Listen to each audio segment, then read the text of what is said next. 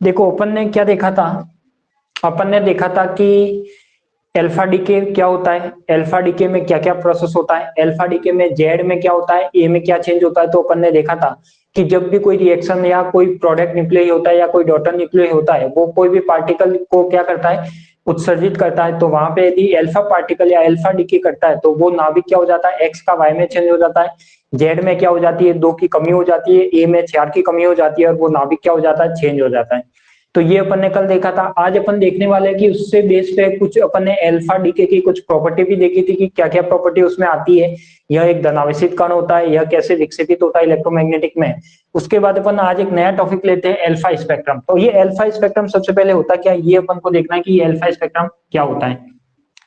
अपन यदि देखते हैं कि ये क्या कर रहा है, अपने पास कोई भी अल्फा डीके कर रहा है, क्या कर रहा है, अल्फा डीके कर रहा है। तो यहाँ पे मैं कह सकता हूँ कि जब कोई पार्टिकल अल्फा डीके करेगा, तो यहाँ पे मान लिया मैंने कि आपके पास क्या है, जेड एक्स ए है, क्या है आपके पास, जेड एक्स ए है। ये क्या कर रहा है, यहाँ पे अल्फा डीके कर रहा है, यानी 2He4, इसको मैं अल्फा कण के रूप में भी लिख सकता हूँ। ये क्या हो जाएगा आपके पास, Z-2 और Ya-4, ये वाला रिएक्शन अपन ने कल भी देखा था और आज भी देख रहे हैं कि ये क्या हो जाएगी, इसकी रिएक्शन हो जाएगी। अब मैं कह रहा हूं कि जब कोई अल्फा डीके करता है या जब कोई रेडियो एक्टिव न्यूक्लियर होता है, वो यदि अल्फा पार्टिकल को डीके करता है तो उसके साथ कुछ एनर्जी निकालता है। आपको भी पता है कि इसके साथ क्या निकालता है, कुछ एनर्जी निकालता है। तो वो एनर्जी किस रूप में होती है, तो मैं कह सकता हूं कि देखो एनर्जी इसकी भी होगी, यानी इसका भी ऊर्जा का मान होगा और इसकी भी ऊर्जा का मान होगा। क्लियर। तो मैं कह सकता हूं कि ये जो दो पार्टिकल है, इन दोनों की ऊर्जा का मान होगा, यानी इसकी भी ऊर्जा होगी, कुछ ऊर्जा तो इससे उत्सर्जित होगी और कुछ ऊर्जा इससे उत्सर्जित होगी, क्योंकि ये अल्फा डीके करेगा तो इससे कुछ ना कुछ एनर्जी निकलेगी। ये कुछ नया पार्टिकल बनाए या कोई नया न्यूक्लियस बनेगा तो इससे भी क्या होगी, कुछ ना कुछ एनर्जी निकलेगी। तो मैं कह सकता हूं कि यहाँ पे क्या होता है, जो आपके पास अल्फा की ऊर्जा निकलती है वो आपने कल देखी भी है, 4 to 6 MeV या 4 to 5 MeV, ऐसे अपने कल देखी थी, या 4 to 6 MeV ये निकलती है। तो मैं कह सकता हूँ कि जो अल्फा पार्टिकल की ऊर्जा होती है वो तो क्या होती है, यहाँ पे अधिक होती है, वो तो क्या होती है, यहाँ पे अधिक होती है, और इसकी जो ऊर्जा होती है वो क्या होती है, आपके पास कम होती है। यानी क्या मतलब हुआ यहाँ पे, कि जो भी अल्फा पार्टिकल यहाँ पे डीके करता है, तो जब कोई अल्फा पार्टिकल डीके करता है तो उसकी जो ऊर्जा होगी वो तो क्या होगी, इसकी तुलना में क्या होगी, अधिक होगी। यानी ये दोनों ऊर्जा के रूप में उत्सर्जित करेंगे, ऊर्जा अधिक किसकी होगी, अल्फा पार्टिकल की होगी।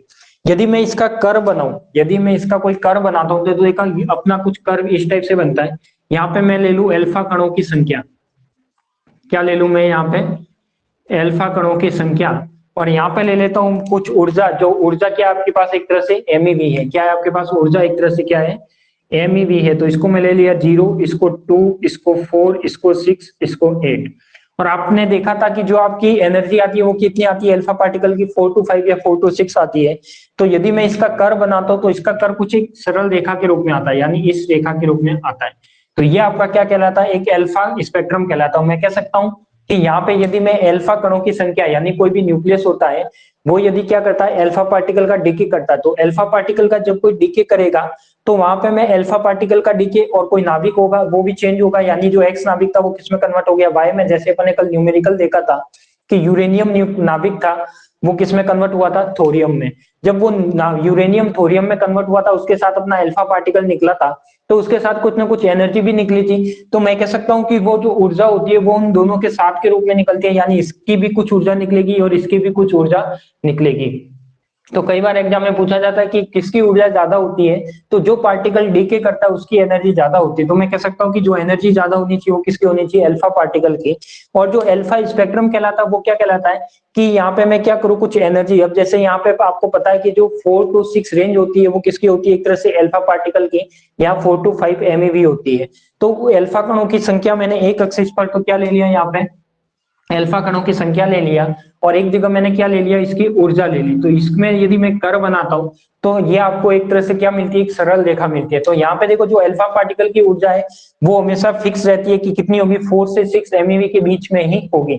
तो मैंने क्या बनाया कि अल्फा कणों की संख्या यदि बढ़ेगी तो भी आपका जो एनर्जी होगी, यानी इस एनर्जी पे जो अल्फा कणों की संख्या है वो बढ़ घट सकती है। यानी देखो यहाँ पे संख्या कम है, यहाँ पे संख्या ज्यादा है, यहाँ पे संख्या ज्यादा है, यहाँ पे संख्या ज्यादा है, बट इसकी एनर्जी में कोई भी चेंज नहीं हो रहा। जो एनर्जी है वो क्या आपकी एक तरह से फिक्स है, 4 to 6 MeV के बीच में, या फिर 4 to 5 MeV के बीच में। तो मैं कह सकता हूँ कि जो अल्फा कण का स्पेक्ट्रम मिलेगा वो कैसा मिलता है अपन को, एक सरल रेखा के रूप में मिलता है। तो यहाँ पे मैं यदि इसका कर्व ड्रॉ करता हूँ अल्फा कणों की संख्या और एमईवी के रूप में, तो आपका क्या आ जाएगा, जो कर्व आएगा वो क्या आएगा, एक सरल रेखा की फॉर्म में आएगा। तो आपको यही यहाँ पे ध्यान रखना है।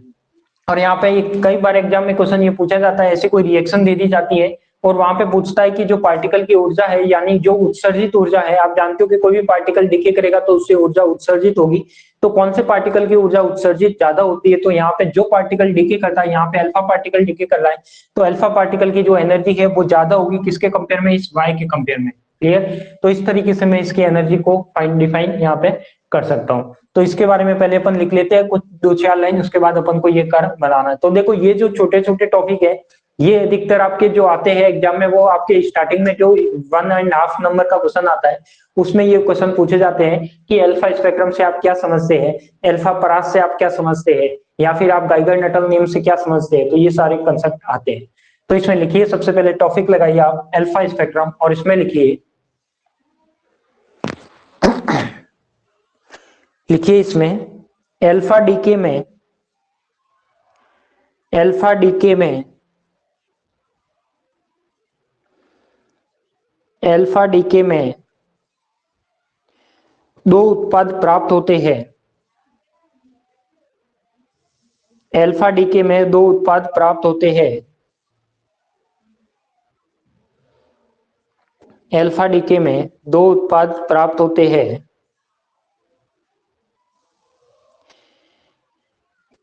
इसमें उत्सर्जित ऊर्जा दो कणों में विभक्त रहती है। इसमें उत्सर्जित ऊर्जा, इसमें उत्सर्जित ऊर्जा दो कणों में विभाजित रहती है या दो कणों में विभक्त रहती है। इसमें उत्सर्जित ऊर्जा दो कणों में विभक्त रहती है। अतः अल्फा कण अन्य नाभिक से, अतः अल्फा कण अन्य नाभिक से,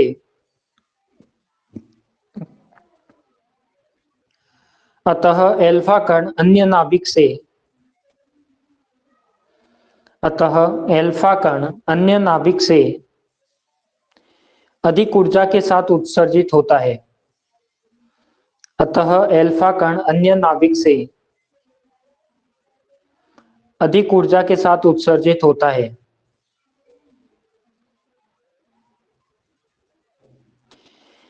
नई लाइन से लिखना, यदि हम उत्सर्जित अल्फा कणों की ऊर्जा,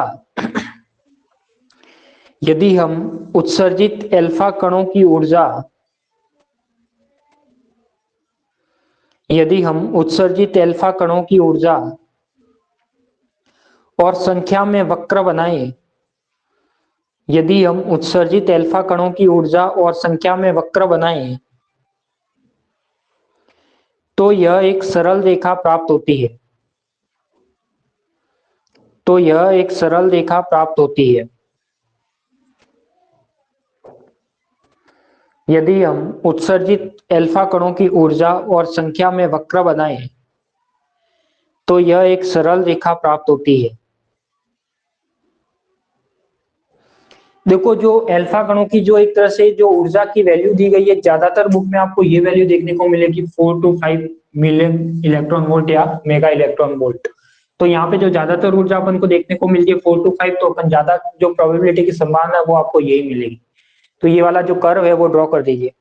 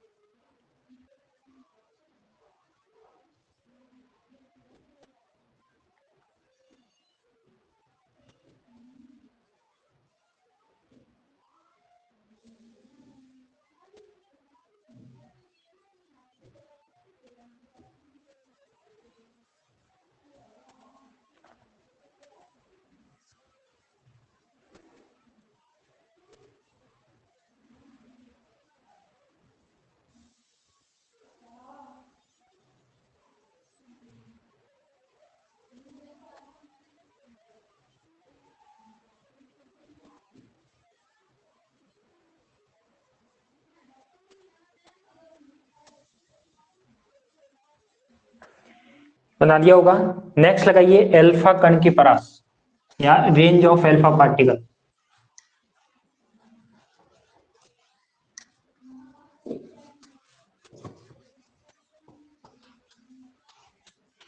नेक्स्ट लगाइए range of alpha particle, alpha कण की परास।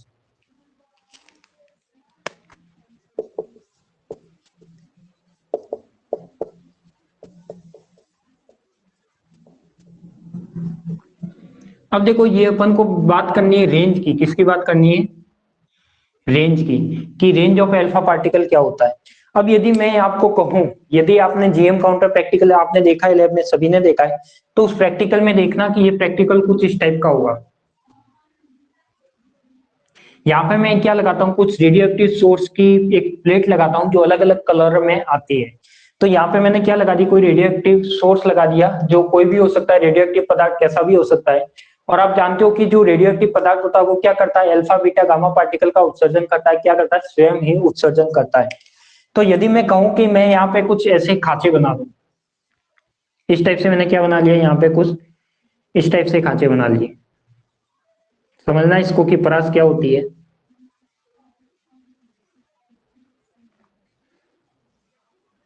इस टाइप से मैंने क्या बना लिए, कुछ खांचे बना लिए, और इसके जो बीच में है वो वहां पे पार्टिकल जाने के लिए यहाँ पे मैंने क्या बना ली, इसके बीच में कुछ जगह बना ली। अब यदि मैं कहता हूं,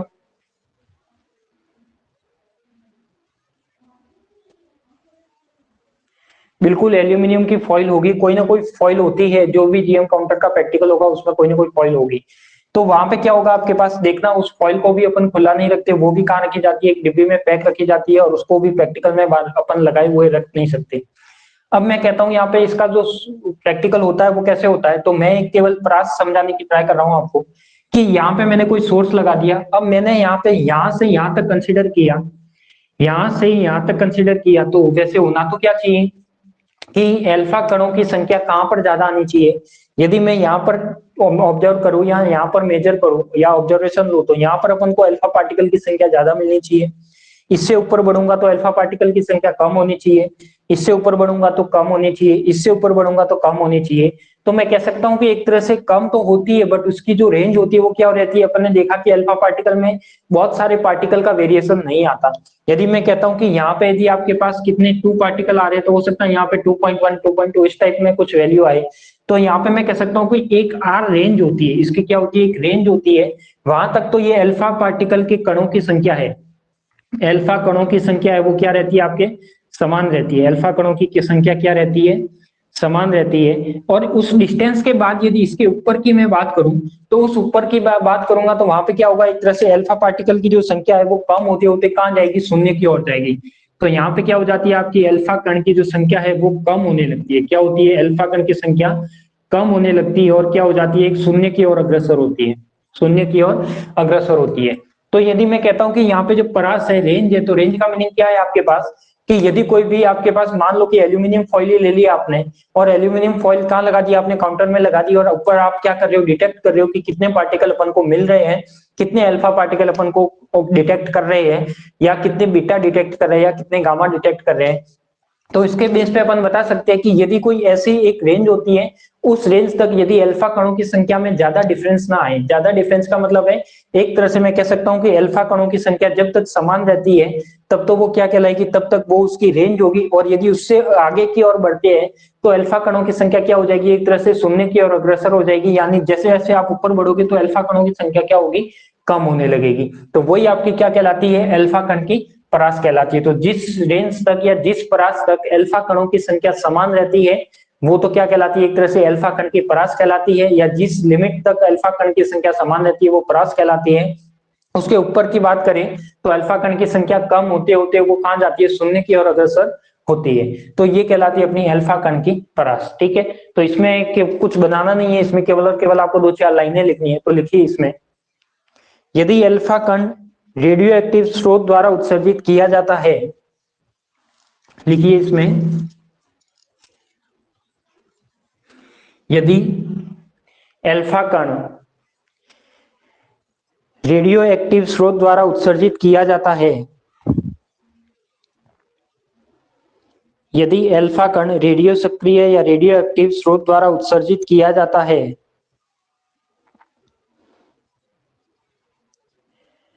तो हम देखते हैं कि स्रोत से कुछ दूरी कैपिटल आर तक तो हम देखते हैं कि स्रोत से कुछ दूरी कैपिटल आर तक तो हम देखते हैं कि स्रोत से कुछ दूरी कैपिटल आर तक एल्फा कणों की संख्या लगभग समान रहती है। एल्फा कणों की संख्या लगभग समान रहती है।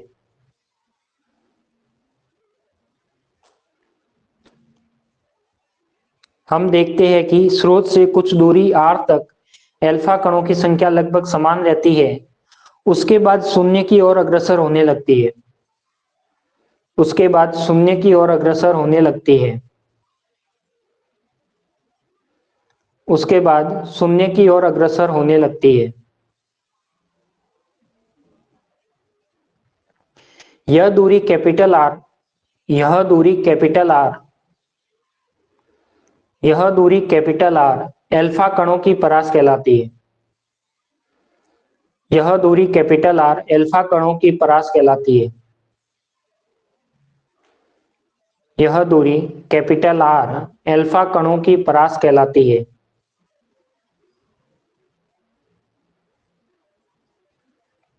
और यह दूरी एल्फा कणों की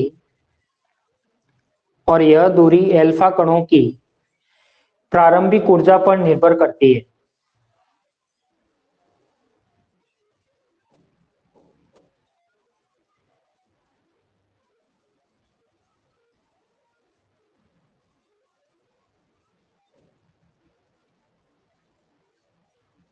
और यह दूरी एल्फा कणों की प्रारंभिक ऊर्जा पर निर्भर करती है।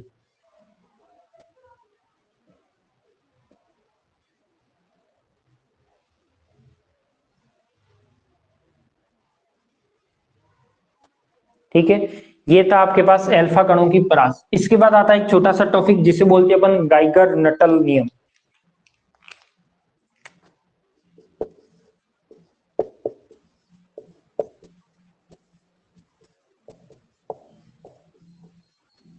गाइगर नटल नियम। तो सबसे पहले तो ये देखना है कि गाइगर नटल नियम क्या होता है। तो कोई बता सकता है क्या मुझे कि गाइगर नटल नियम क्या होता है? कोई मुझे कमेंट करके बता सकता है कि जो गाइगर नटल नियम होता है वो क्या होता है?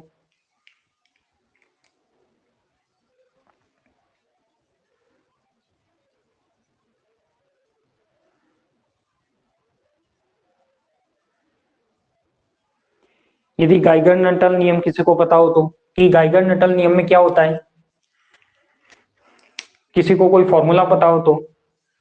किसी ने कमेंट किया है कोबाल्ट के आइसोटोप से कौन से पार्टिकल निकलते हैं।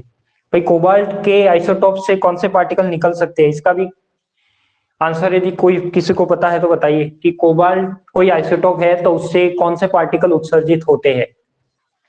क्या ये बताइए कि कोबाल्ट रेडियो एक्टिव सोर्स है क्या?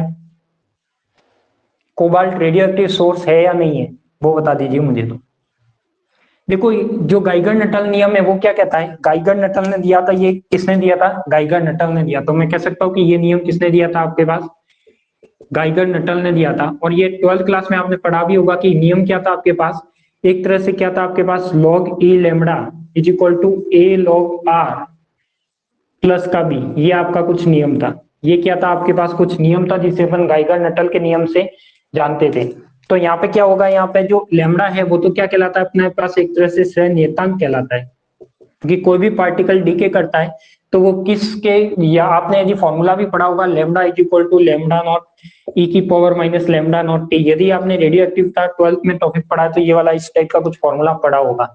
तो यहाँ पे क्या आता है आपके पास, जो लेमडा होता है वो एक तरह से क्या कहलाता है, डीके कांस्टेंट या लेमडा नियतांक कहलाता है या सहनियतांक कहलाता है। तो उसके बीच में और जो आपके पास जो रेंज है, रेंज का मतलब होता है जो अपन ने परास देखी है, उस परास के बीच में कुछ वक्र बनाता हूं, वक्र बनाऊं तो यदि मैं कह सकता हूं कि log e lambda, log e lambda, और यहाँ पे मैंने क्या ले लूं, लॉग ई आर। इस टाइप से यदि मैं कुछ इस टाइप के वक्र बनाऊं, और वक्र भी कौन से, जो आपके पास रेडियो एक्टिव सोर्स होते हैं, तो मैं कह सकता हूं कि यदि रेडियो एक्टिव सोर्स की बात करूं तो यहाँ पे आपके पास कुछ वक्र या कर्व इस टाइप से मिलते हैं, यानी एक तरह से ये इस टाइप से कर्व मिलते हैं आपके पास, आपने देखा होगा। ये कुछ श्रेणी मिलती है। श्रेणी का मतलब क्या होता है, कौन कौन से रेडियो एक्टिव सोर्स की श्रेणी मिलती है। तो जो फर्स्ट है वो तो है आपके पास यूरेनियम। कौन सी है, यूरेनियम की श्रेणी। और इसमें कुछ इस टाइप से ये क्या बनाते हैं अपन को, एक तरह से ये एक सीरीज में, यानी जितने भी रेडियो एक्टिव सोर्स होते हैं वो एक समान ढाल में रहते हैं। क्या रहते हैं, समान ढाल में रहते हैं। तो मैं कह सकता हूँ कि रेडियो एक्टिव सोर्स का यदि मैं लॉग लैम्डा लॉग आर में कर्व ड्रॉ करूं तो वो क्या आएंगे, एक समान टेंजेंट में आएंगे। ये यूरेनियम है, ये एक्टिनियम है,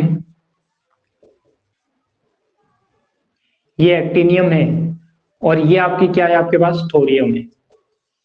ये आपके पास क्या एक तरह से थोरियम है। तो ये क्या कहलाती है, इसकी श्रेणी कहलाती है। तो ये जो नियम है वो क्या है आपका, एक तरह से गाइगर नटल का नियम है। तो मैं कह सकता हूं कि यदि यूरेनियम, एक्टिनियम और थोरियम की सीरीज यदि एक ही ढाल में प्राप्त होती है तो वो किसका बेस है, आपके पास गाइगर नटल नियम का बेस है। किसका बेस है, गाइगर नटल नियम का है। और गाइगर नटल ने क्या बताया था कि जो भी श्रेणी नियतांक होता है और जो लैम्डा होता है उसका लघु गुणक लेके मैं यदि उसमें कर्व ड्रॉ करूं तो यहाँ पे आपको कुछ इस टाइप से ये कर्व आपको देखने को मिलेगा।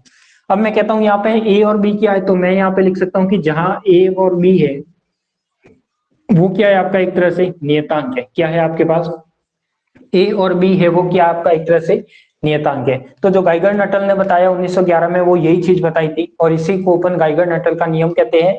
यदि फॉर्मूले के बेस की बात करें तो ये आपके पास एक फॉर्मूला रहता है जो काफी एग्जाम में पूछा भी जाता है कि log A lambda is equal to A log are plus B. यहाँ पे ए की जो ए कांस्टेंट है उसकी वैल्यू ऑलमोस्ट समान मिलती है और बी की जो वैल्यू है वो ऑलमोस्ट अलग अलग मिलती है। तो ये और ये दोनों की आपके पास एक तरह से कांस्टेंट है। और इसको यदि लॉग लैम्डा और लॉग आर के बीच कर्व बनाता हूं तो ये इस टाइप की कुछ श्रेणी मिलती है, उनके ढाल क्या रहते हैं, अपने पास समान रहते हैं। तो वो कहलाता है आपके पास गाइगर नटल का नियम। तो इसके बारे में पहले अपन लिखेंगे। अब यदि मैं कहता हूं कि उच्च विघटन क्षमता वाला कोई अल्फा डीके कर रहा है, क्या कर रहा है यहाँ पे, यदि मैं कहता हूं कि कुछ उच्च विघटन ऊर्जा वाला कोई अल्फा उत्सर्जक कण है, यानी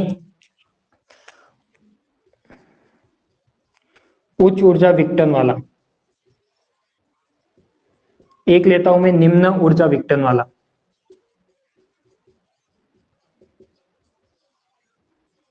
क्या ले लिया मैंने, दो केस लिए देखो यहाँ पे।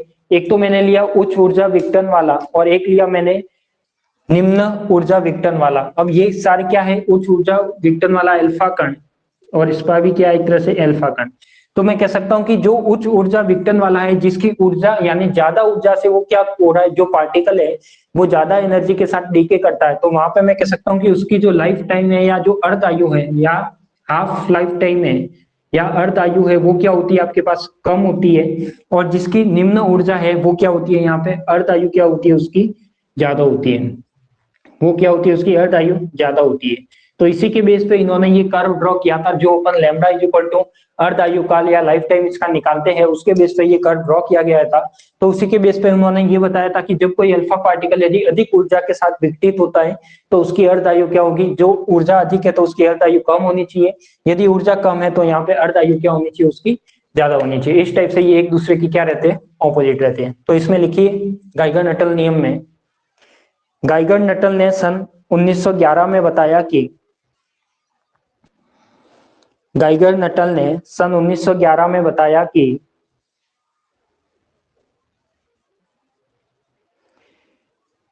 गाइगर नटल ने सन 1911 में बताया कि उच्च विघटन ऊर्जा वाले अल्फा उत्सर्जकों की, उच्च विघटन ऊर्जा वाले अल्फा उत्सर्जकों की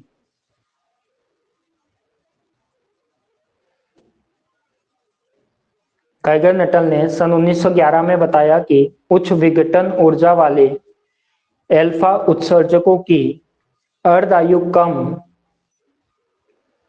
अर्ध आयु कम तथा कम विघटन ऊर्जा वाले,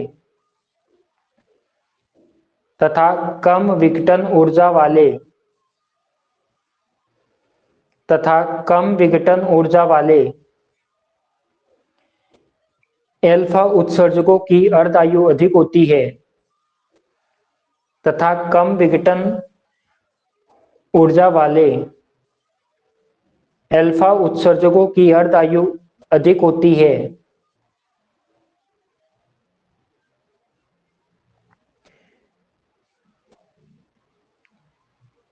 उच्च ऊर्जा कम विघटन ऊर्जा वाले अल्फा उत्सर्जकों की अर्ध आयु अधिक होती है। उन्होंने देखा कि विघटन ऊर्जा में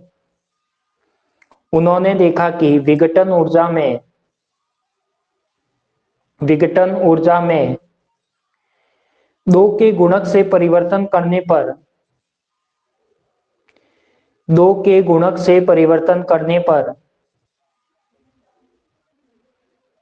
2 के गुणक से परिवर्तन करने पर अर्ध आयु में 10 की घात 24 के गुणक का अंतर आ जाता है।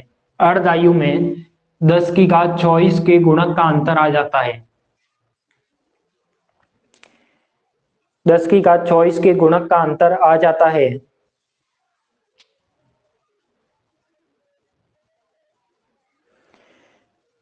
तो गाइगर नटल ने 1911 में तो गाइगर नटल ने 1911 में श्रेय नियतांक लैम्ब्डा तो गाइगर नटल ने 1911 में श्रेय नियतांक लैम्ब्डा और परास कैपिटल आर के लघुगुणक में आरेख बनाए और नियम को परिभाषित किया। गाइगर नटल ने 1911 में श्रेय नियतांक लैम्ब्डा और परास के लघुगुणक में आरेख बनाए और नियम को परिभाषित किया।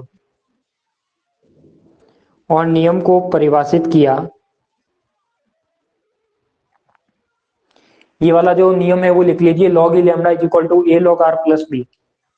जो नियम आपके सामने लिखा हुआ है वो लिख दीजिए। मुझे अभी तक कमेंट करके ये नहीं बताया कि कोबाल्ट रेडियो एक्टिव पदार्थ होता है या नहीं होता। एक बार मुझे कमेंट करके बताइए कि कोबाल्ट रेडियो एक्टिव पदार्थ होता है क्या।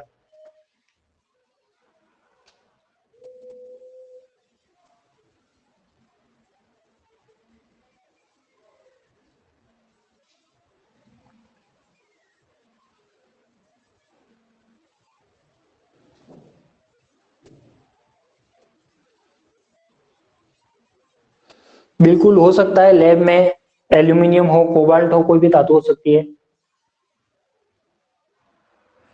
लैब में जो आपको देखने को मिलेगा वो ऑलमोस्ट ऐसे ही मटेरियल देखने को मिलते हैं, एल्यूमिनियम, कोबाल्ट, या फिर हो सकता है ज्यादा से ज्यादा आपको यूरेनियम मिल जाए या थोरियम मिल जाए। तो इस टाइप के कुछ पार्टिकल या कुछ जो फॉइल है वो आपको देखने को वहां पे मिलते हैं। तो वही है कि कोबाल्ट है वो प्योर रूप से एक तरह से रेडियो एक्टिव नहीं होता। कुछ इसके आइसोटॉप्स को मान सकते हैं कि कुछ रेडियो एक्टिव पदार्थ कह सकते हैं। यदि आप वहां पे देखना उस पार्टी जो फॉइल है आपके पास कोबाल्ट की, उसको आप लगाकर देखना, यदि वहां से यदि अल्फा बीटा गामा पार्टिकल आपका डिटेक्ट करके बता रहा है, इसका मतलब तो वो रेडियो एक्टिव होगा। यदि वहां पे डिटेक्ट करके नहीं बता रहा है तो इसका मतलब रेडियो एक्टिव नहीं होगा।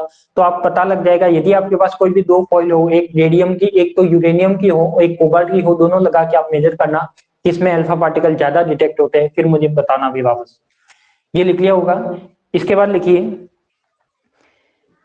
जहां ए व बी नियतांक है, जहां ए व बी नियतांक है, जहां ए व बी नियतांक है और ग्राफ में तीनों रेखाओं का ढाल समान प्राप्त होता है, और ग्राफ में तीनों श्रेणी की रेखाओं का मान समान प्राप्त होता है। ग्राफ में तीनों रेखाओं की ढाल या तीनों रेखाओं की श्रेणी का मान या श्रेणी का ढाल समान प्राप्त होता है। अतः ए का मान लगभग समान रहता है। अतः ए का मान लगभग समान रहता है और बी का मान भिन्न भिन्न प्राप्त होता है।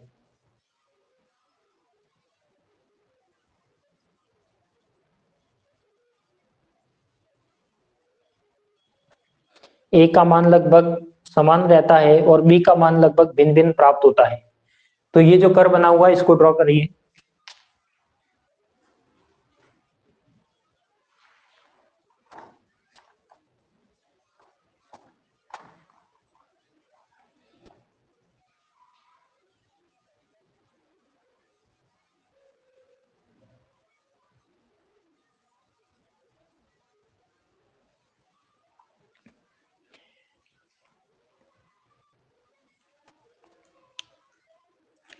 देखो वैसे तो जो जीएम काउंटर आपका यूनिट नंबर एक थर्ड में आएगा, यूनिट नंबर सेकंड है, सेकंड नहीं थर्ड में आएगा, वहां पर आपका जीएम काउंटर प्रॉपर एक इंस्ट्रूमेंट आपको पढ़ाया जाएगा। तो उस इंस्ट्रूमेंट में आप बात करेंगे तो देखना कि वहां पे जीएम काउंटर किसके लिए यूज लिया जाता है।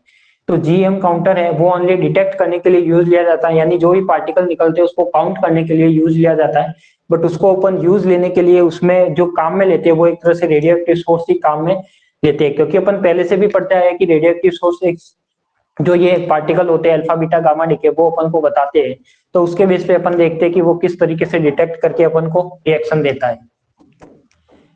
कर्व को ड्रॉ करिए।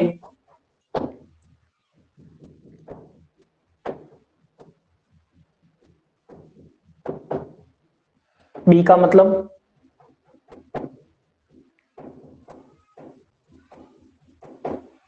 बी कौन से बी की बात कर रहे हो, कांस्टेंट?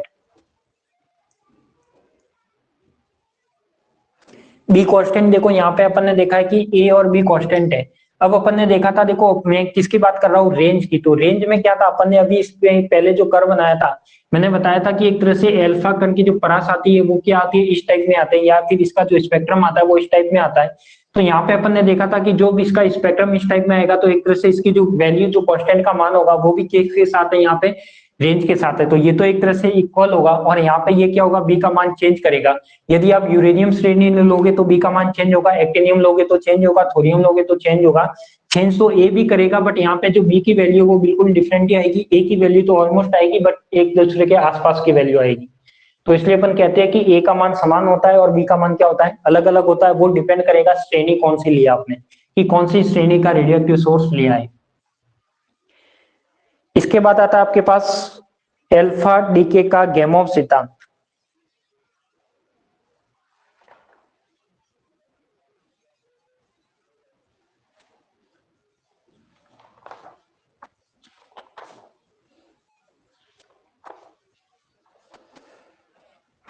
इसके बाद लिखिए अल्फा डीके का गैमोव सिद्धांत।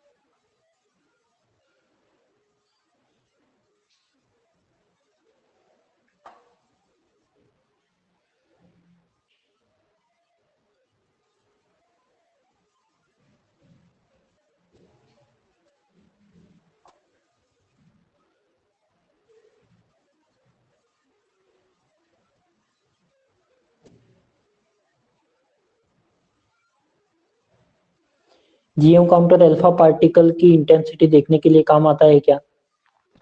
यदि आप सोर्स, यदि ये वाले सोर्स ले लेते हो यूरेनियम, एक्टिनियम और थोरियम, तो बिल्कुल देखने के लिए काम आता है। यदि आप सोर्स ये वाले ले लेते हो तो बिल्कुल रेडियोएक्टिव में अल्फा पार्टिकल की इंटेंसिटी भी आपको देखने को मिलेगी। यदि आप वो नहीं लेते तो देखने को नहीं मिलती है। बाकी जो कॉलेज लेवल में जो एमएससी का प्रैक्टिकल है उसमें वही करवाया जाता है अल्फा पार्टिकल वाला।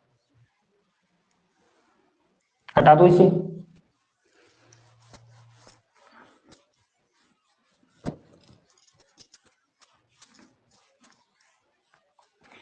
नेक्स्ट अपन बात करते हैं, देखो अल्फा, नेक्स्ट आपके पास आ रहा है अल्फा डीके का गैमोव सिद्धांत। तो सबसे पहले तो आपको ये समझना है कि ये गैमोव सिद्धांत होता क्या है, गैमोव थ्योरी क्या होती है।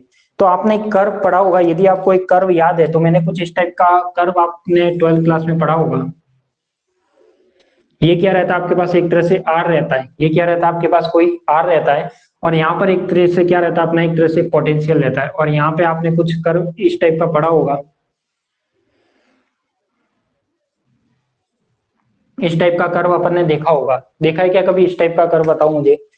ये कर्व कैसे आ रहा है आपके पास, देखो यदि मैं कहता हूं आपके पास अल्फा डीके हो रहा है, क्या हो रहा है आपके पास, अल्फा डीके हो रहा है, तो अल्फा डीके का मीनिंग क्या है, आपके पास रिएक्शन क्या आ जाएगी, ZXA 2He4 plus Z minus two Y A minus का 4। क्लियर, ये वाले पार्टिकल आ रहे हैं, ये आ जाएगा, ये अल्फा पार्टिकल आ जाएगा, और ये क्या आ जाएगा आपके पास, वाई आ जाएगा। अब मैं कह सकता हूं कि यहाँ पे जब Z X two H four और जेड माइनस टू आ रहा है, क्या मुझे इसका कोई पोटेंशियल निकाल के बता सकता है क्या? कोई भी स्टूडेंट मुझे इसका पोटेंशियल वी निकाल के बता सकता है क्या कि इसका वी क्या होगा? जल्दी से इसका वी कमेंट करके बताइए कि इसका वी क्या होना चाहिए।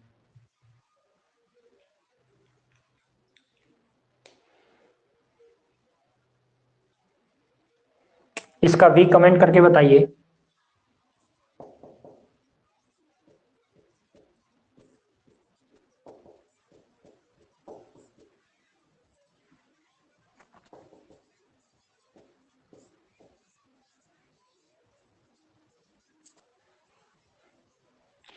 जो भी अपन अल्फा डी की करवाए ये वाली रिएक्शन है, इसका वी कमेंट करके बताइए पोटेंशियल क्या होना चाहिए, इसका पोटेंशियल।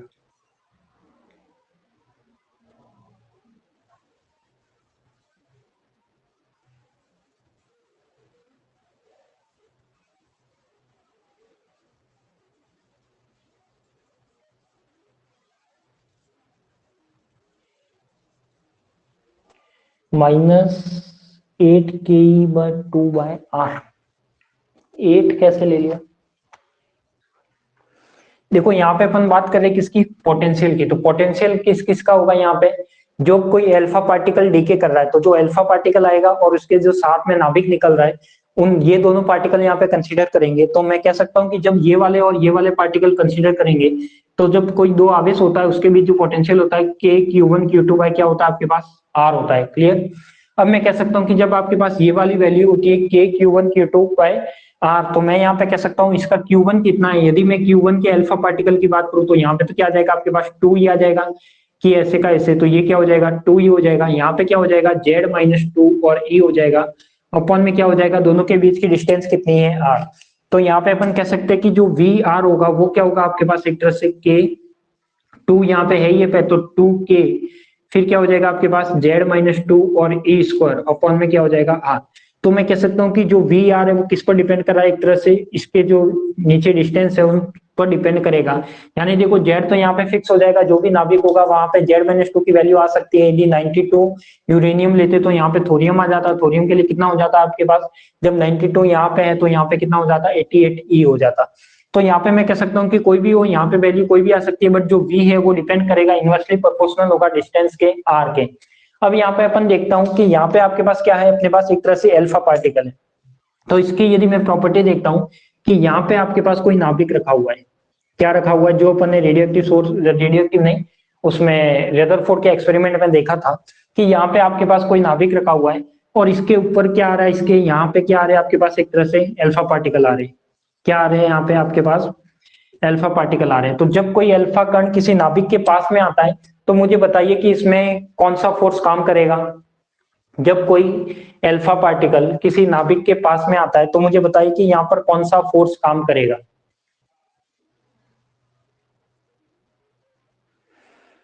कूलाम बल तो करेगा, वो तो ठीक है, कूलाम बल तो करना ही है, बट कौन सा, आकर्षण या रिपल्सन, अट्रैक्टिव या प्रतिकर्षित। यदि मैं कहता हूं कि जो अल्फा कण आ रहा है, अल्फा कण यहाँ पे नाभिक के पास में आ रहा है, तो जैसे जैसे इन दोनों के बीच की दूरी कम होगी तो कौन सा बल बढ़ेगा या कौन सा बल कम होगा, रिपल्सन बल काम करेगा। ठीक है, देखो यहाँ पे देखते हैं कि जो अल्फा कण है वो कैसा कण है, एक तरह से धनावेशित कण है। कैसा कण है आपके पास, पॉजिटिव कण है। जो नाभिक होता है वो भी कैसा होता है अपना, एक तरह से पॉजिटिव होता है। तो जब ये पॉजिटिव पॉजिटिव है तो एक तरह से ये क्या करना चाहिए, प्रतिकर्षित करना चाहिए। तो अल्फा कण और नाभिक के बीच में यहाँ पे यदि वो फोर्स काम करता है तो वो क्या करता है आपके पास, कूलाम प्रतिकर्षण बल करता है। क्या करता है, कूलाम प्रतिकर्षण बल करता है। और जब वो कूलाम प्रतिकर्षण बल करेगा तो अब मैं कह सकता हूं कि कूलाम प्रतिकर्षण बल के लिए जो आपके पास एक तरह से अल्फा कण यहाँ पर आ गया, यहाँ पर आकर ये क्या कर रहा है, इससे रिपल कर रहा है, रिपल्सन कर रहा है। तो रिपल्सन कर रहा है तो ये पार्टिकल यहीं से वापस यहीं से कहीं ना कहीं स्कैटर्ड होकर जाना चाहिए। बट यदि मैं कहता हूं कि यहाँ पे आपके पास जो अल्फा कण की ऊर्जा है वो कूलाम प्रतिकर्षण से ज्यादा है, यदि मैं यहाँ पे कहता हूं कि अल्फा कण की ऊर्जा, अल्फा कण की ऊर्जा है वो कूलाम प्रतिकर्षण से ज्यादा है।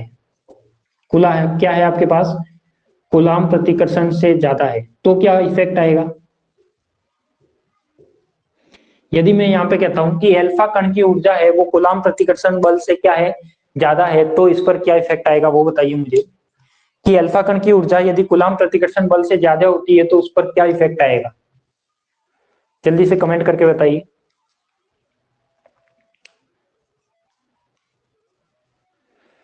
कि यदि आपके पास अल्फा कण की जो ऊर्जा होती है वो यदि कूलाम प्रतिकर्षण बल से ज्यादा हो जाए या कूलाम प्रतिकर्षण ऊर्जा से ज्यादा हो जाए तो यहाँ पर इस पर क्या इफेक्ट आएगा इस अल्फा पार्टिकल पर?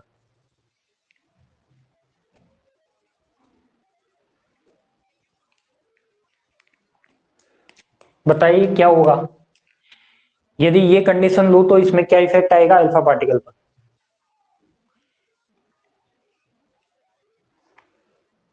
न्यूक्लियस से हीट करेगा। न्यूक्लियस से हीट करेगा का मतलब इसका क्या है, देखो यदि आपके पास ये अल्फा पार्टिकल है, यदि अल्फा पार्टिकल की ऊर्जा इस प्रतिकर्षण बल से या कूलाम प्रतिकर्षण से क्या हो जाए, ज्यादा हो जाए, तो ये वाला जो अल्फा पार्टिकल था जो जो प्रतिकर्षित कर रहा था तो एक रेंज तक तो वो क्या करेगा, प्रतिकर्षित करेगा। क्या करेगा, एक रेंज तक तो क्या करता है वो प्रतिकर्षित करता है यानी रिपल्सन करता है। तो यहाँ पे मैंने मान लिया कि इस रेंज तक तो क्या कर रहा है, मैंने यहाँ पे एक कर्व बना लिया कि इस रेंज तक तो वो क्या कर रहा है, यहाँ पे प्रतिकर्षित कर रहा है। अब मैंने जब देखा कि अल्फा कण की ऊर्जा इससे क्या है, ज्यादा है, ग्रेटर देन है, जब ये एनर्जी ग्रेटर देन है तो ये वाला अल्फा पार्टिकल है वो कहाँ जाएगा, इस नाभिक के अंदर जाएगा। कहाँ जाएगा, नाभिक के अंदर। तो मैं कह सकता हूं कि जब कोई अल्फा पार्टिकल यदि नाभिक के अंदर जाएगा तो वहां पे कोई फोर्स काम करेगा क्या? जब कोई अल्फा पार्टिकल, इस कंडीशन में देखो, जब कोई अल्फा कण की ऊर्जा है वो यहाँ पे ग्रेटर देन है इससे, किससे, कूलाम अट्रैक्टिव से, कूलाम रिपल्सन से, तो मैं कह सकता हूँ कि ये अल्फा पार्टिकल नाभिक के अंदर जाएगा। तो क्या नाभिक के अंदर अल्फा पार्टिकल जाएगा तो वहां पर आपका कोई फोर्स काम करेगा?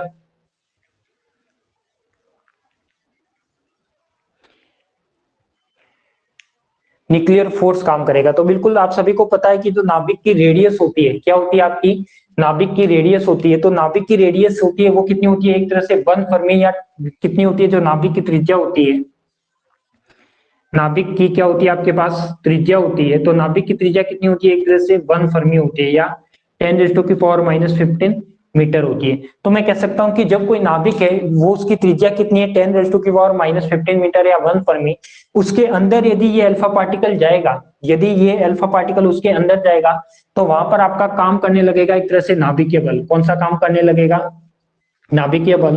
और आप सभी जानते हो कि नाभिकीय बल भी कैसा होता है, बहुत स्ट्रांग फोर्स होता है। क्या ये नाभिकीय बल रिपल्सिव हो सकता है या अट्रैक्टिव होता है? जो ये नाभिकीय बल है वो अट्रैक्टिव होता है या रिपल्सिव होता है?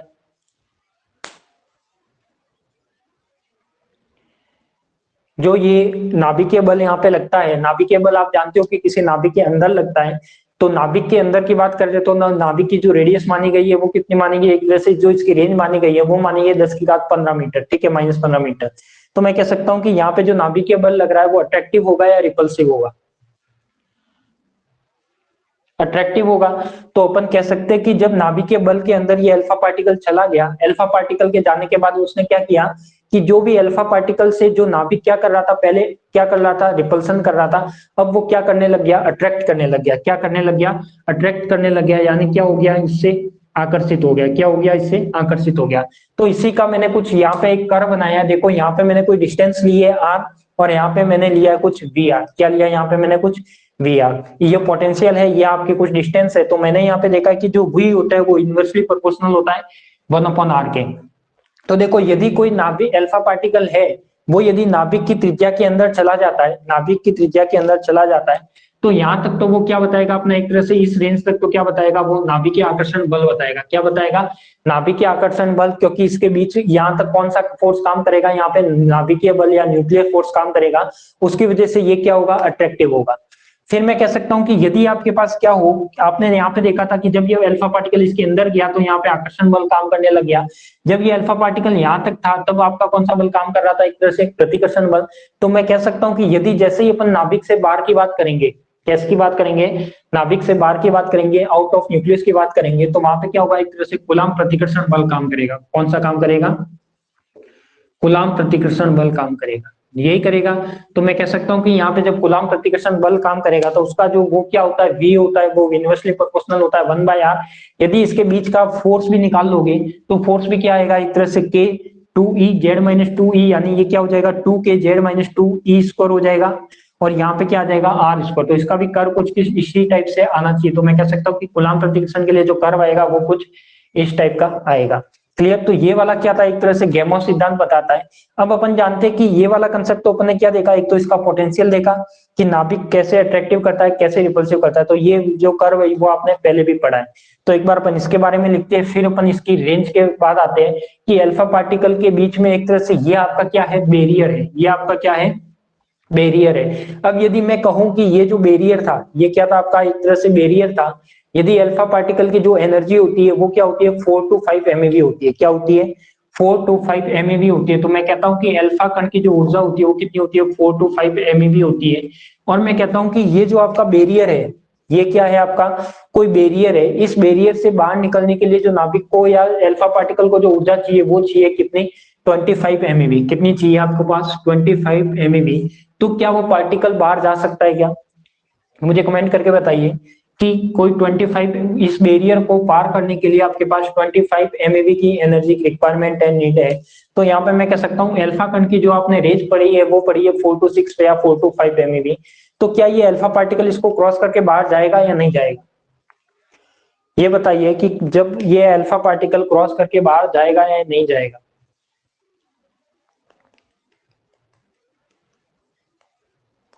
बताइए कि अल्फा कण की ऊर्जा 4 to 5 MeV है। इस विभव रोधिका को पार करने के लिए आपने देखा है कि यहाँ पर जो एनर्जी चाहिए 25 MeV चाहिए। क्या यह अल्फा पार्टिकल बाहर जा सकता है क्या,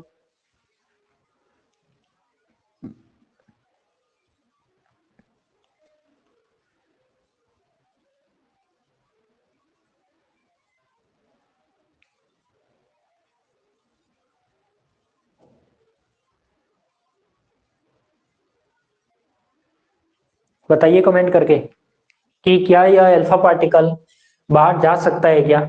देखो एनर्जी से स्पष्ट है कि ये वाला अल्फा पार्टिकल है वो यहाँ पे बाहर नहीं जा सकता। क्यों नहीं जा सकता, इसकी एनर्जी कम है, और इसको इसको बाहर जाने के लिए कितनी एनर्जी चाहिए आपके पास, 25 MeV। तो ये पार्टिकल बाहर तो नहीं जा सकता, यानी जो अल्फा पार्टिकल है वो इसको पार करने में, जो विभव रोधिका आ रही है आपके पास, जो बैरियर आ रहा है उसको पार करने में क्या है, असफल है। जब ये बार पार करने में असफल है तो ये जो गैमो है वो क्या बताता है, गैमो सिद्धांत ये कहता है कि आपने क्वांटम मैकेनिक्स में टनल इफेक्ट पढ़ा है, और गैमो क्या मानता है, इसके कुछ पोस्टुलेट मानता है। वो क्या मानता है कि जब कोई आपका अल्फा पार्टिकल, जब कोई आपका अल्फा पार्टिकल यदि एक ही बार में क्या करता है, वो बार बार गतिशील रहता है, क्या रहता है, कुछ ना कुछ ऊर्जा के साथ वो गतिशील रहता है। तो वो क्या करेगा, यहाँ पे सुरंग बनाएगा। क्या बनाएगा, इसमें सुरंग बनाएगा, और सुरंग बना के वो क्या निकलता है, इस नाभिक से बाहर निकलता है। तो मैं कह सकता हूँ कि गैमो थ्योरी क्या बताती है, वो एक क्वांटम सिद्धांत है, और क्वांटम सिद्धांत को कंसीडर करते हुए ये बताएगा कि जो अल्फा पार्टिकल है वो एनर्जी के बेस पे, यानी क्लासिकल मैकेनिक्स के बेस पे तो बाहर नहीं जा सकता, बट क्वांटम मैकेनिक्स के बेस पे वो क्या जा सकता है, बाहर जा सकता है। क्यों जा सकता है, क्योंकि अपन जानते हैं कि वहां पर अपन यदि उसकी प्रोबेबिलिटी निकाले, अपन ने क्वांटम मैकेनिक्स में भी पढ़ा था कि प्रोबेबिलिटी कभी भी शून्य नहीं होती, कुछ ना कुछ प्रोबेबिलिटी हो सकता है अंदर ज्यादा थी बट आपको बाहर मिलेगी, बट कम मिलेगी, तो भी कुछ ना कुछ प्रोबेबिलिटी आपको वहां पे मिलेगी। जब कुछ पार्टिकल की प्रोबेबिलिटी वहां पे मिल रही है, इसका मतलब वो पार्टिकल बाहर भी प्रेजेंट है। तो इसलिए अपन कह सकते हैं कि क्वांटम मैकेनिक्स में वो पार्टिकल क्या करेगा, एक सुरंग बना के बाहर जाएगा। क्लियर? तो सबको क्लियर हो गया होगा कि गैमो सिद्धांत क्या बताता है। तो पहले अपन इसमें कुछ थ्योरी लिखते हैं, उसके बाद अपन इसको डायग्राम को बनाना। तो लिखिए इसमें,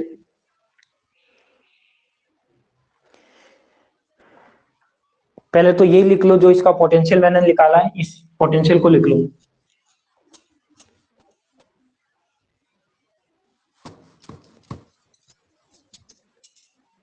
ये जो पोटेंशियल निकाला है इसको लिख लो।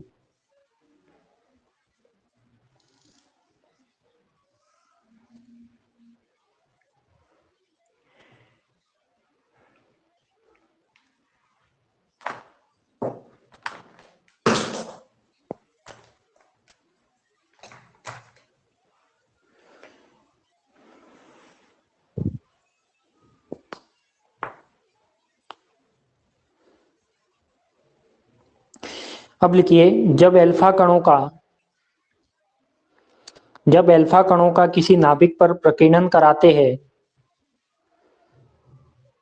जो भी मैंने समझाया है वही थ्योरी को मैं रूप में मैं आपको लिखा रहा हूं। जब अल्फा कणों का किसी नाभिक पर प्रकीर्णन कराते हैं, जब एल्फा कणों का किसी नाभिक पर प्रकीर्णन कराते हैं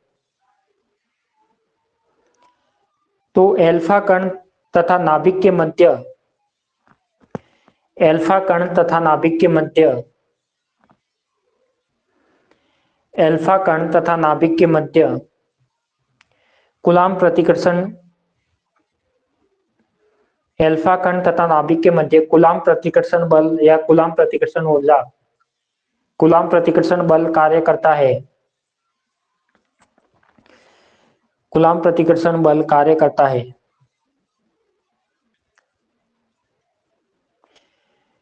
जैसे जैसे एल्फा कण जैसे जैसे एल्फा कण जैसे जैसे एल्फा कण नाभिक के पास आएगा जैसे जैसे एल्फा कण नाभिक के पास आएगा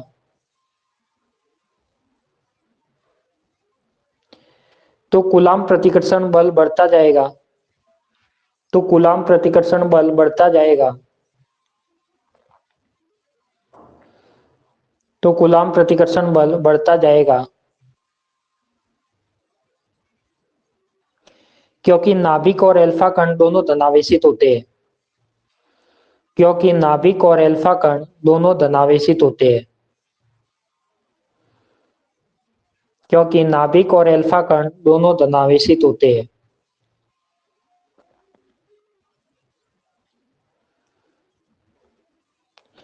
जब एल्फा कण की ऊर्जा जब एल्फा कण की ऊर्जा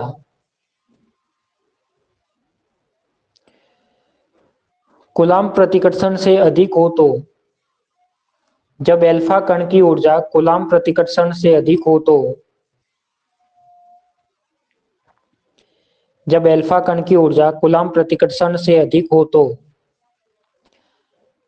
वह नाभिक के अंदर जा सकता है तो वह नाभिक के अंदर जा सकता है।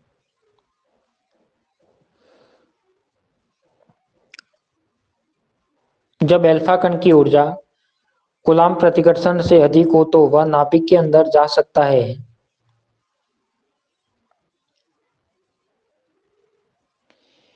इस अवस्था में एल्फा कण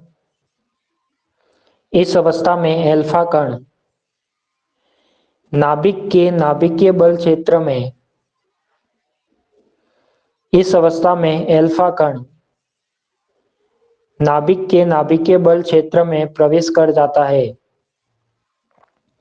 इस अवस्था में एल्फा कण नाभिक के नाभिकीय बल क्षेत्र में प्रवेश कर जाता है। इस अवस्था में एल्फा कण नाभिक के नाभिकीय बल क्षेत्र में प्रवेश कर जाता है।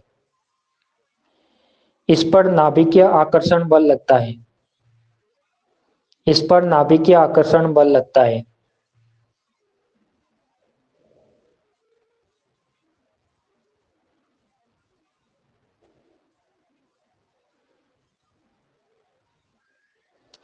चित्र में नेक्स्ट लिखना चित्र में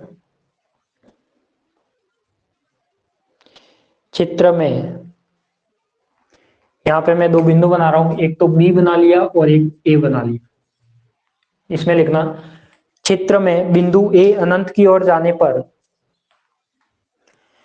चित्र में बिंदु ए अनंत की ओर जाने पर चित्र में बिंदु ए अनंत की ओर जाने पर एल्फा कण पर लगने वाले विभव को व्यक्त करता है। एल्फा कण पर लगने वाले विभव को व्यक्त करता है।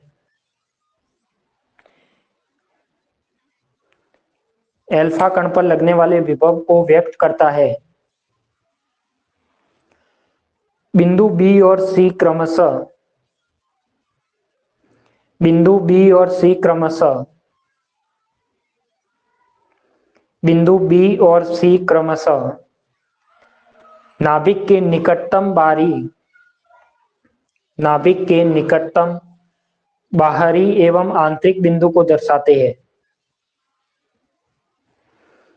बिंदु बी व सी क्रमशः नाभिक के निकटतम एवं बाहरी एवं आंतरिक बिंदु को दर्शाते हैं।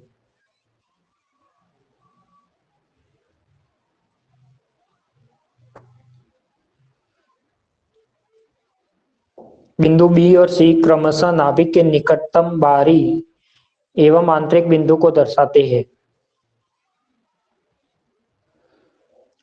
कूलाम नियम के गणनाओं के अनुसार कूलाम नियम के गणनाओं के अनुसार अधिक परमाणु क्रमांक वाले तत्वों के लिए कूलाम नियम के गणनाओं के अनुसार अधिक परमाणु क्रमांक वाले तत्वों के लिए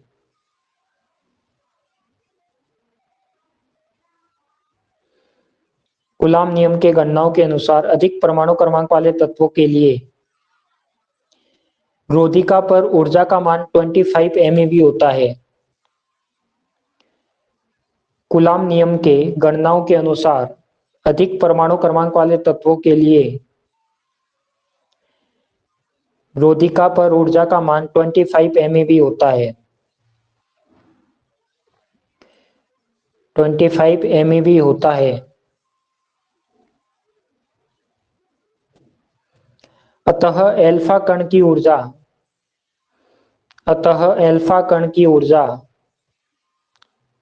4 to 5 MeV होती है। अतः एल्फा कण की ऊर्जा 4 to 5 MeV होती है।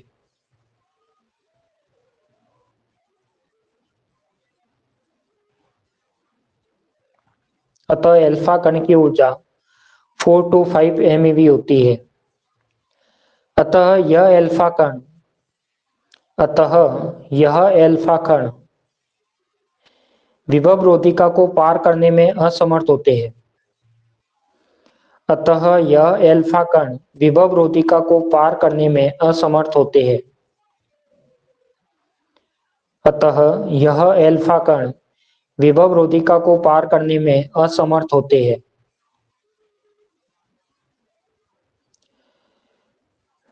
अतः चिरसम्मत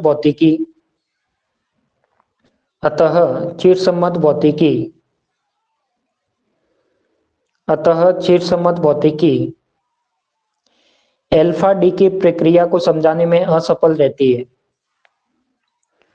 अतः चिरसम्मत भौतिकी एल्फा डी की प्रक्रिया को समझाने में असफल रहती है।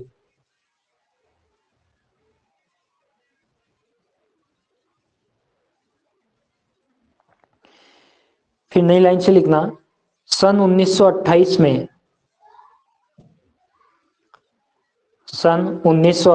में रूसी वैज्ञानिक गेमोव ने सन 1928 में रूसी वैज्ञानिक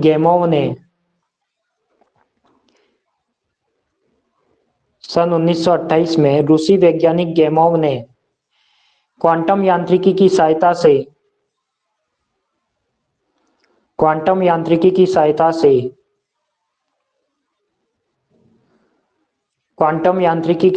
से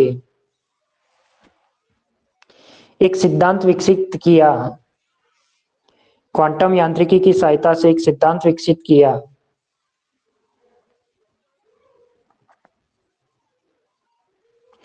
इसमें बताया कि एल्फा कण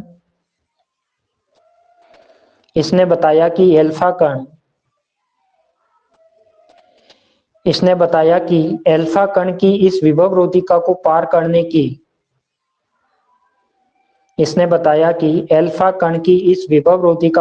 करने की बहुत अल्प लेकिन निश्चित प्रायिकता होती है। एल्फा कण की इस विभव रोधिका को पार करने की बहुत अल्प लेकिन निश्चित प्रायिकता होती है।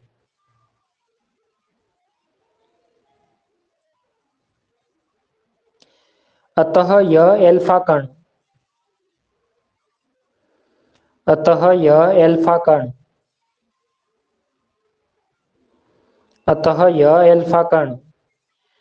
सुरंग बनाकर विभव रोधिका को पार करेगा। अतः यह एल्फा कण सुरंग बनाकर विभव रोधिका को पार करेगा। अतः यह अल्फा कण सुरंग बनाकर विभव रोधिका को पार करेगा।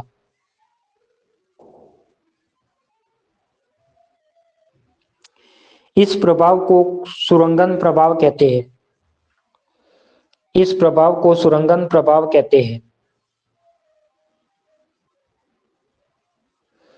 इस प्रभाव को सुरंगन प्रभाव कहते हैं।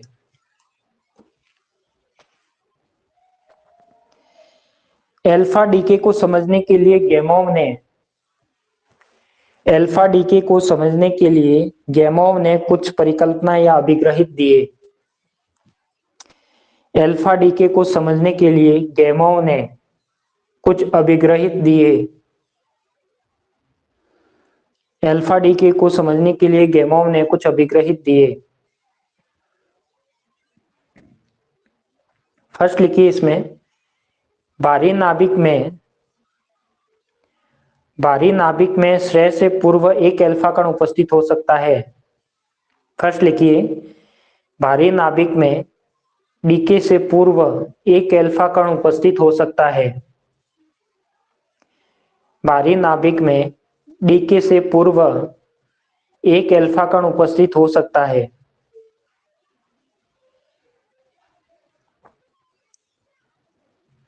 भारी नाभिक में डीके से पूर्व एक अल्फा कण उपस्थित हो सकता है। सेकंड लिखिए, यह अल्फा कण नियमित रूप से गतिमान रहता है।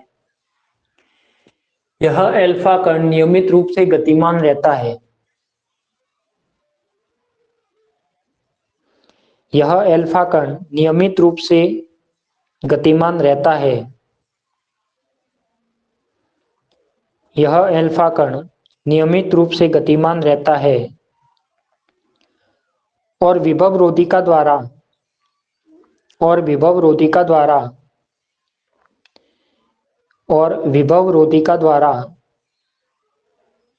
नाभिक में रोक कर रखा जा सकता है।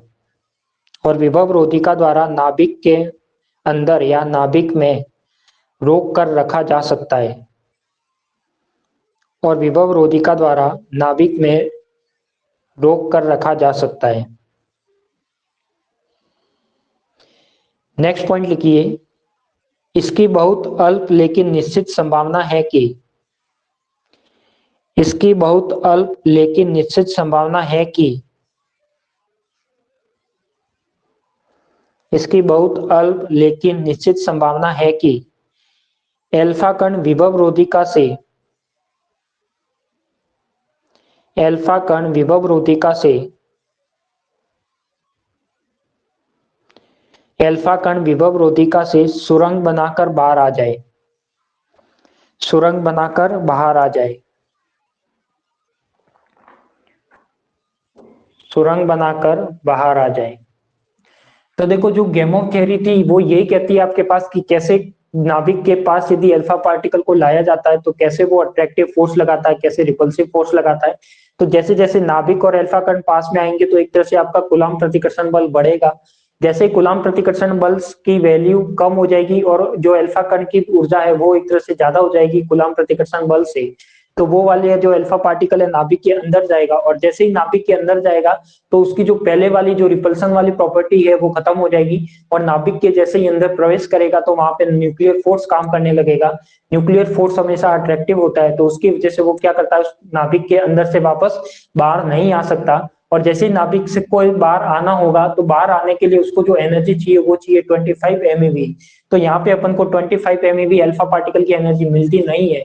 तो गेमो क्या बताता है कि ये पार्टिकल बाहर नहीं आ सकता। तो क्लासिकल मैकेनिक्स तो बता देती है कि ये पार्टिकल बाहर नहीं आ सकता, बट गेमो बताता है कि ये पार्टिकल सुरंग प्रभाव बनाकर या सुरंग बनाकर बाहर आने की संभावना रहती है, लेकिन अल्प रहती है। अंदर रहने की संभावना ज्यादा है, बाहर आने की संभावना कम है। और जैसे ही बाहर आने की संभावना है तो वो वापस जैसे ही बाहर निकलेगा तो वापस वही वहां पे कूलम्ब प्रतिकर्षण बल स्टार्ट हो जाएगा। ठीक है, तो ये आपकी थी एक तरह से गेमो थ्योरी। ये वाला जो कर्व है, ये डायग्राम है, वो बना लीजिए। ये जो कर्व ड्रॉ किया हुआ है वो बना लीजिए।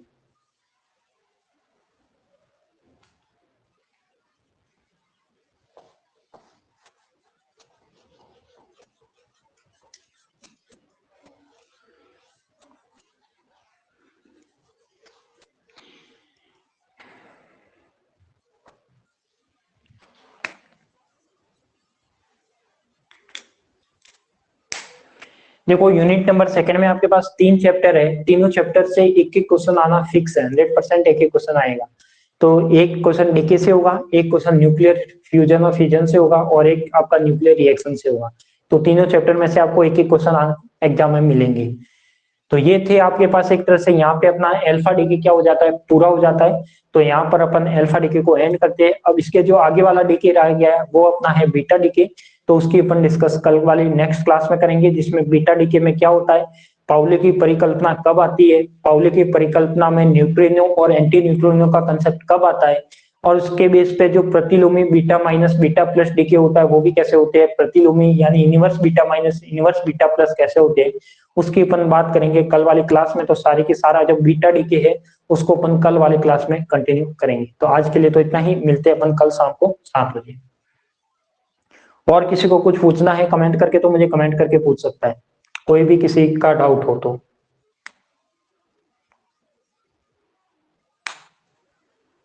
कोई भी किसी का डाउट हो तो मुझे कमेंट करके पूछ सकता है।